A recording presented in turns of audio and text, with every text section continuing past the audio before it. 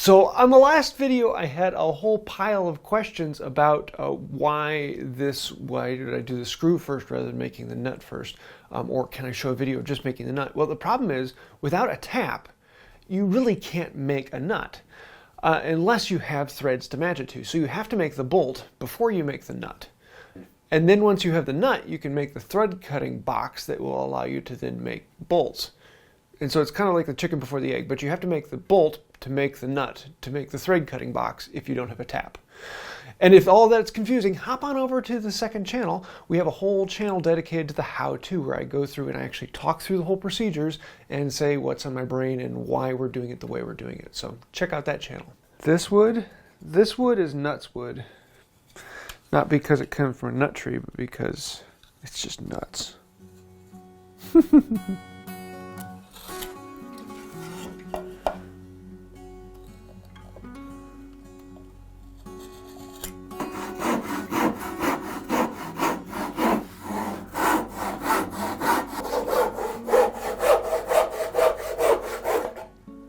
One.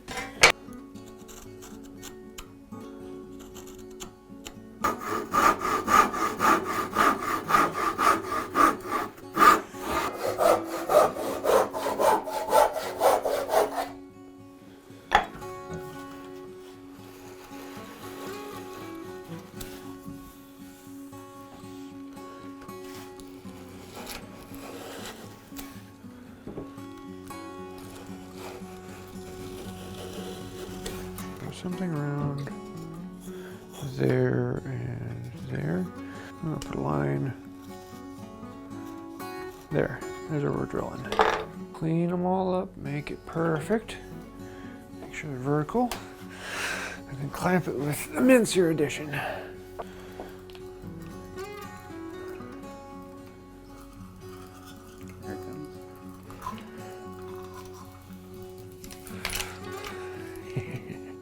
Inch 3/4. Come on, bite. There it goes.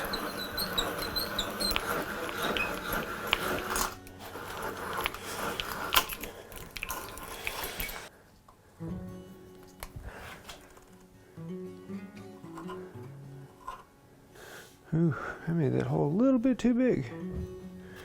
Oh well, we'll work with it. And right on the edge. There you go.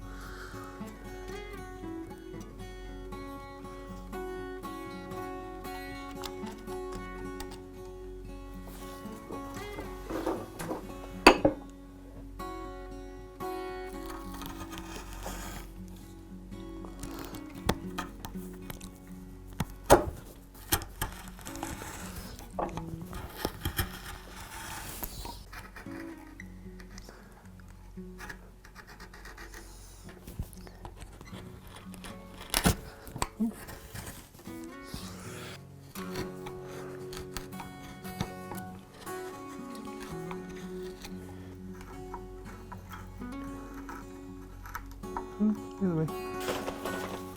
Rifflers. This one.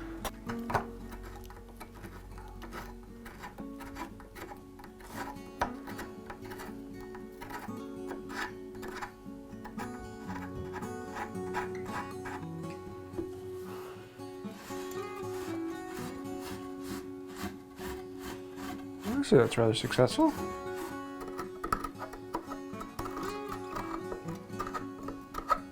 Yeah, that one's way off.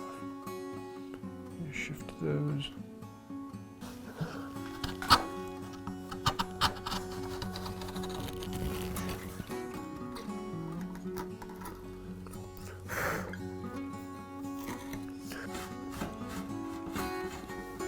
Now the question.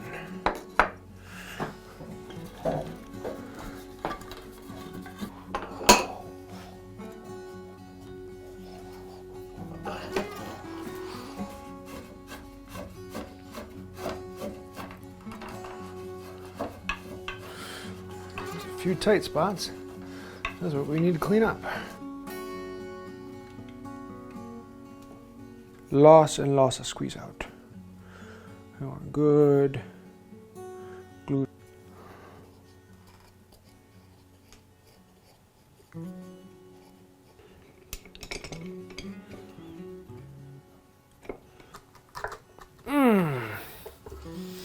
Good, all the way around.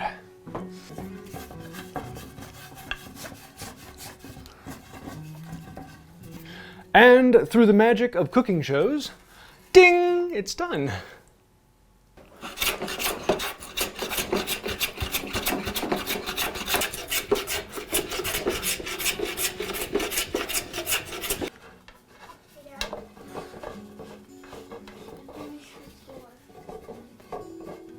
So now that I've run the nut on there, you'll see some of these places where the nut has been rubbing really, really hard and grinding into the wood, and other places where it has not. So I can see the differences where it has been crushed. Now I want to find places where it has been rubbing. I'm just going to come into the file and clean those out a little bit. Doesn't take much, but a little bit of this, and you get a much cleaner running screw. Do it through 3 times, put the nut down on there, find those spots where it's rubbing, and then come back through and clean them out.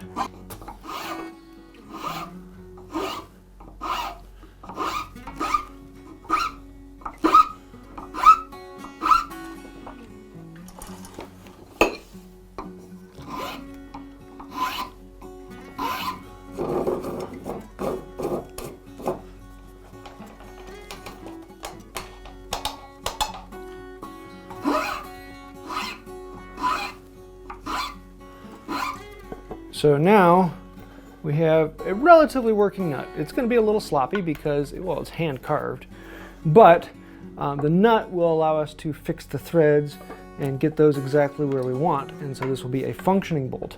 But in future we can then change this into a thread cutting nut so that we can cut new threads that should be even more accurate.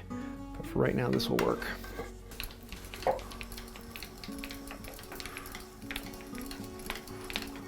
Yeah, see, now that's a really nice fit. I like that.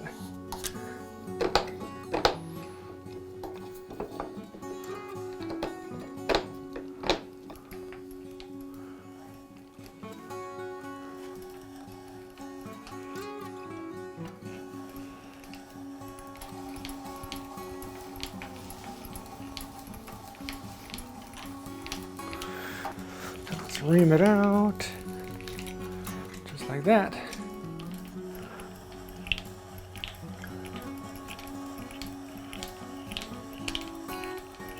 No, I need glue on this.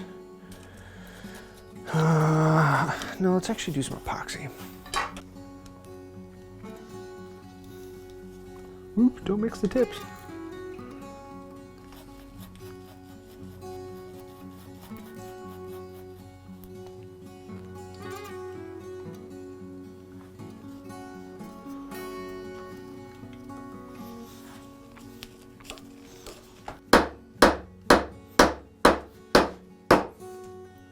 Just like that. Ah, check this out. I got a new flush cut saw. Watch. Isn't that great? I love that thing. Oops. They should be going that way. Let's try this again.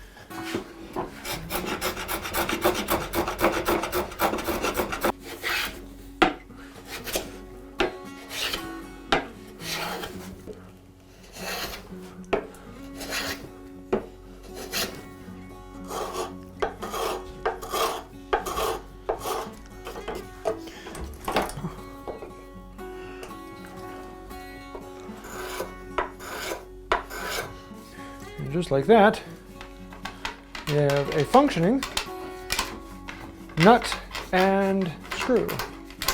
Right. And you can see they all line up pretty smoothly and pretty cleanly. You get a nice clean line for a nut that works fairly well.